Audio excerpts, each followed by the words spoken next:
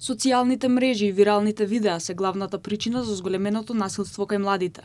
Психолозите предупредуваат дека тие се во ранлива возраст и често сакаат да го имитираат она што го гледаат на интернет, а не се доволно свесни за последиците. Апелираат родителите да обратат поголемо внимание што прават нивните деца онлайн. Најчестиот начин како младите учат е по пат на имитирање. И кога они сакаат да покажат некоја зрелост, да покажат дека се возрастни, да покажат дека се способни да решаваат некои проблеми, го имитираат однесувањето кое го гледаат наоколу.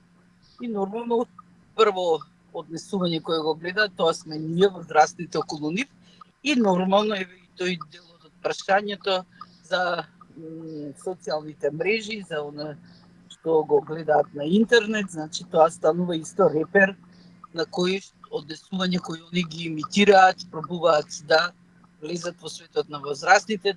Најголема одговорност носат родителите, но и наставниците. И едните и другите треба повеќе да се посветат на воспитувањето на младите, навреме да откријат доколку тие се соочуваат со некој проблем. Вистинската причина внатре во младите луѓе, односно нивното незадоволство од животот, нивното недостиг на соодветни механизми како да ги решат своите емоционални проблеми, проблемите социјални кои ги имаат, дружењето со врсниците, домашните проблеми, проблемите со наставата, со училиштето, со совладување на материјалот.